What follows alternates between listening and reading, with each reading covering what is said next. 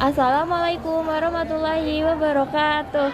Di sini kami dari kelompok 1 akan mempresentasikan tentang PKM. Sebelum presentasi dimulai, izinkan saya memperkenalkan diri. Yang pertama ada Cynthia Fafuana, yang kedua Saya Melanie Putri. Saya Nadia Nurwadina. saya Nawara Risti Zaharani. Saya Raya Ramadhani Aditya. Saya akan menjelaskan unit 1 tentang pengenalan konstitusi dalam pengalaman hidup sehari-hari. Konstitusi merupakan pernyataan tentang bentuk dan susunan suatu negara yang telah dipersiapkan sebelum atau sesudah berdiri sebuah negara. Konstitusi sebuah negara merupakan hukum dasar tertinggi serta paling fundamental sifatnya. Ada dua macam konstitusi, yakni tertulis dan tidak tertulis. Indonesia memiliki Undang-Undang NRI tahun 1945 sebagai konstitusi tertulis dan konvensi. Berdasarkan sejarahnya, Undang-Undang NRI tahun 1945 sudah mengalami perubahan sebanyak 4 kali. Saya akan membacakan unit 2 yaitu tentang pengenalan norma dalam kehidupan sehari-hari. Menurut Kamus Besar Bahasa Indonesia (KBBI) versi online, norma memiliki dua makna. Pertama, aturan atau ketentuan yang mengikat warga, kelompok dalam masyarakat. Kedua, aturan, ukuran, atau kaidah yang dipakai sebagai tolak ukur untuk menilai atau memperbandingkan sesuatu. Ada 4 jenis norma, yaitu 1. Norma susila, 2. Norma sosial, 3. Norma agama, 4. Norma hukum. Contoh norma dalam kehidupan sehari-hari adalah peraturan RT. Ada pula norma yang tidak ditulis adalah seperti antar tetangga harus saling membantu jika ada kesulitan. Norma diperlukan agar interaksi antar manusia dapat berjalan dengan baik, saling menghormati, saling memberi tolong-menolong dalam kebaikan dan menyayangi. Saya akan membacakan unit 3, hubungan erat Pancasila dan Undang-Undang NRI tahun 1945. Pancasila menjadi sumber segala sumber hukum negara. Penempatan Pancasila sebagai sumber dari segala sumber hukum sesuai dengan pembukaan UUD NRI tahun 1945 alinea keempat. Pancasila adalah titik temu seluruh warga negara Indonesia. Pancasila juga dapat menjadi asas tunggal dalam tatanan struktur dan kultur bangsa dan negara Indonesia.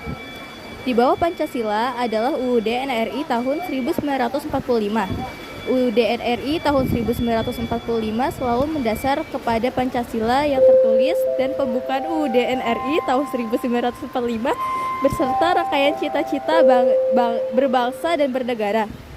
Beberapa pasal dalam Undang-Undang Dasar Negara Republik Indonesia tahun 1945 untuk menggambarkan pasal-pasal yang dirumuskan terkait erat dengan 5 sila Pancasila yang terekam dalam pembukaan Undang-Undang NRI tahun 1945.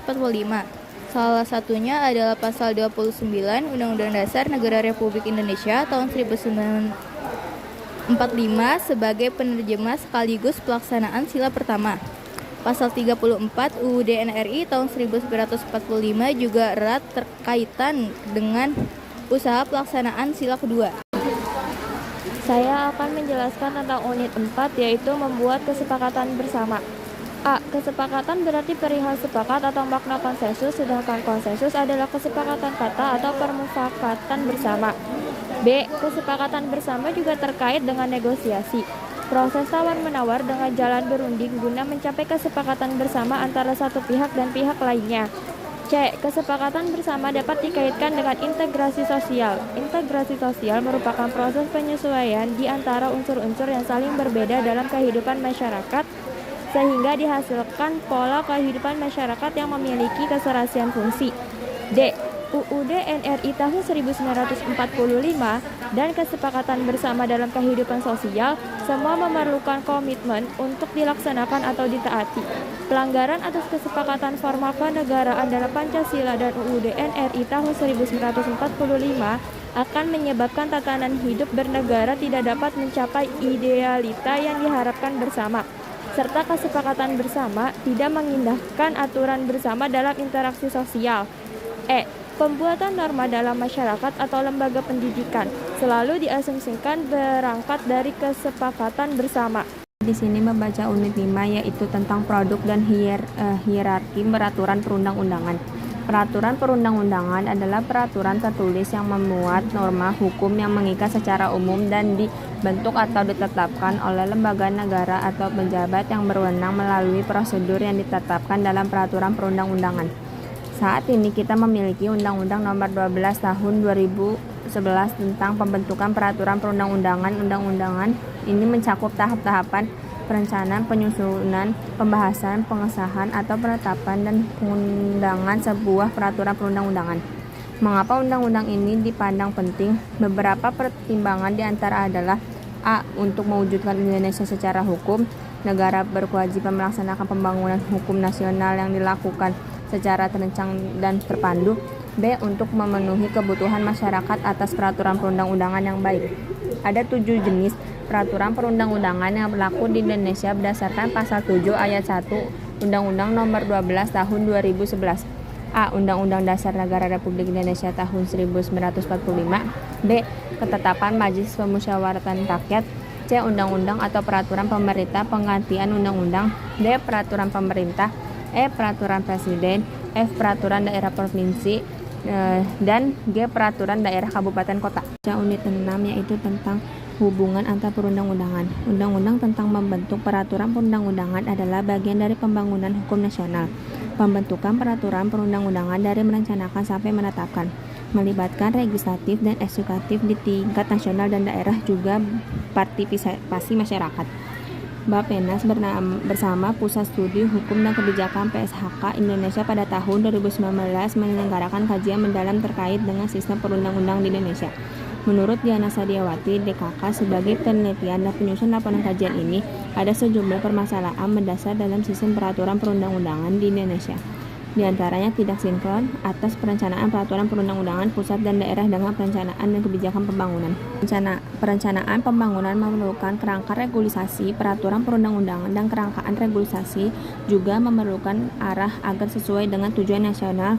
Melalui pembangunan, adanya pemisahan dua dokumen antara perencanaan dan kerangkaan regulasi menyebabkan keduanya berjalan sendiri-sendiri, tidak sinkron dan harmonis. Hal ini yang kemudian memunculkan kebijakan pemerintah untuk membatalkan sebanyak 3.143 perda pada tahun 2016 karena dinilai bertentangan dengan kebijakan nasional dan menjadi kendala dalam pendorong percepatan pembangunan, menghambat pertumbuhan ekonomi daerah, memperpanjang jalur birokrasi dan penghambat investasi dan memudahkan perusahaan. Sinkronisasi atau harmonisasi antar produk perundang-undangan nasional dan daerah diperlukan sebagai satu kesatuan hukum saling mendukung, menjadi pengsahan dan arah bagi pembangunan Indonesia. Pengembangan kualitas perundang-undangan regulasi juga diperlukan agar mendukung pencapaian prioritasasi pembangunan di Indonesia. Saya akan membacakan unit 7 yaitu tentang menganalisis produk perundang-undangan. Dari pertemuan kita terdahulu, kita telah mengetahui hubungan antara Pancasila dan UUD NRI tahun 1945, serta mengenal jenis dan hierarki perundang-undangan di Indonesia. Pancasila sebagai falsafah dan ideologi. Ideologi UUD NRI tahun 1945 menerjemahkan ke dalam norma-norma hukum yang mendasar keduanya menjadi pegangan dalam hidup bernegara. Tujuan bernegara dan sebagaimana menyelenggarakan pemerintahan agar memenuhi tujuan bernegara. Kedua, peraturan perundang-undangan yang ada di bawah UUD NRI tahun 1945 juga harus merujuk pasal atau ayat yang ada di dalam UUD NRI tahun 1945.